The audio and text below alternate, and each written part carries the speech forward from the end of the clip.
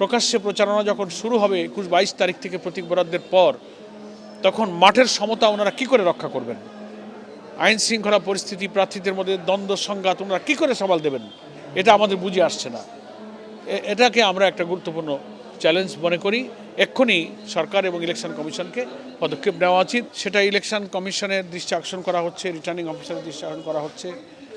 ওনারা বলছেন হ্যাঁ আমরা দেখছি, আমরা পাঠাচ্ছি, বাট ফিল্ড লেভেলে এর কোনো অ্যাকশন আমরা দেখতে পাচ্ছি না। অভিযান চলছে নামে, কিন্তু উল্লেখযোগ্য সন্ত্রাসীদের আমরা গ্রেপ্তারও দেখি না, কোনো ইলিগাল আর্মস কিন্তু রিকভারি হচ্ছে না। নির্বাচনী মাঠে তো কিছু চ্যালেঞ্জ আমরা দেখতে পাচ্ছি। আমরা যেটা প্রত্যাশা করেছিলাম যে অন্তর্বর্তীকালীন সরকারের প্রধান, ইভেন ইলেকশন কমিশনেরও প্রধান যেভাবে কমিটমেন্ট করেছিলেন যে আমরা লেভেল প্লেয়িং ফিল্ডটা রাখবো, রাজনৈতিক সব দল এবং প্রার্থীর জন্য মাঠের সমতা রক্ষা হবে, কিন্তু আমরা সেটা দেখতে পাচ্ছি না। কেউ কেউ আচরণবিধি লঙ্ঘন করছেন,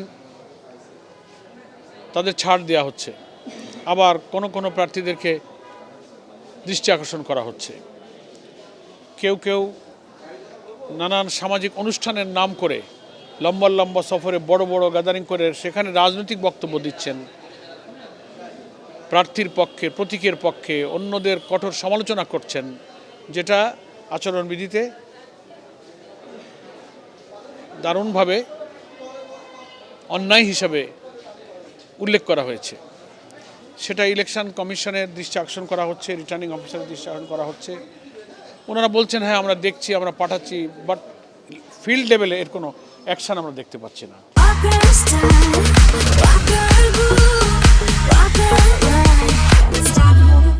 এটা একটা। সেকেন্ড হচ্ছে সন্ত্রাস, হুমকি। এক দলের ভোটারকে হুমকি দেওয়া, তুমি যদি ওই দলে থাকো, কেন ওদের মিটিংয়ে যাও, ভোট দিলে তোমরা কেন্দ্রে যেতে পারবা না, তাহলে দেখাই দেবো, তাহলে তোমার এই বাড়ি দখল হয়ে যাবে, তোমার এই ঘের দখল হয়ে যাবে।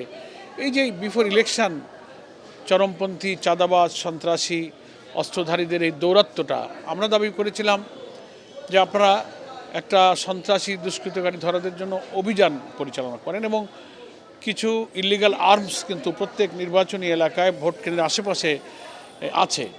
কারা সেখানে সন্ত্রাসী, এই সন্ত্রাসীদের তালিকা কিন্তু পুলিশের থানায় থাকে। থানা ওসিরা জানে যে আমার থানায় কারা কারা অপরাধী।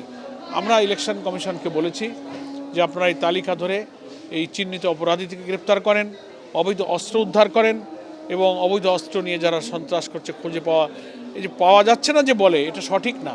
সব ক্রিমিনালদের তালিকা থানায় থাকে, কিন্তু ওই যে আমাদের একটা ব্যাড ট্র্যাডিশন যে অপরাধীদের সাথে প্রশাসনের একটা ভেতরে ভেতরে যোগাযোগ থাকে, সেই জায়গা থেকেই প্রশাসন যে উঠে আসতে পারছে, এটা আমাদের কাছে দৃশ্যমান নয়। বাট এটা আমাদের কিন্তু প্রত্যাশা ছিল যে এই প্রশাসন যেহেতু অরাজনৈতিক